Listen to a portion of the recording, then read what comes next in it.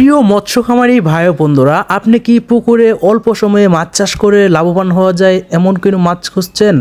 তাহলে আজকের এই ভিডিওটি আপনার জন্য অত্যন্ত গুরুত্বপূর্ণ। আপনারা দেখতেই পাচ্ছেন ভিডিওর স্ক্রিনে অরিজিনাল থাই পাঙ্কাশ মাছগুলি দেখানো হচ্ছে। এগুলি কিন্তু অরিজিনাল থাই পাঙ্কাশ মাছ। যে সকল মৎস্য খামারি ভাইয়েরা অল্প সময়ে এবং কি অধিক মুনাফা অর্জন করার জন্য যে সকল ভাইয়েরা দীর্ঘ আগ্রহী হয়ে থাকেন যে কীভাবে লাভজনক মাছ চাষ করা যায়, তাহলে অরিজিনাল থাই পাঙ্কাশ মাছ দিয়ে শুরু করতে পারেন কালচার।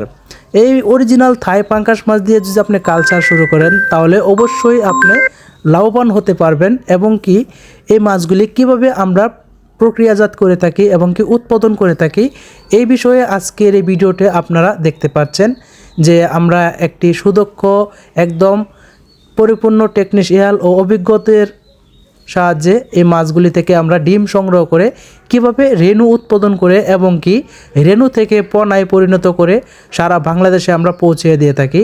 আপনারা দেখতেই পাচ্ছেন এই মাছগুলি থেকে কীভাবে ডিম সংগ্রহ করে একটি বোতলের মধ্যে রাখা হচ্ছে। এটি হচ্ছে সিমেন্টের বোতল বলে থাকি আমরা, অর্থাৎ রাউন্ড সিস্টেমের একদম ট্যাঙ্ক।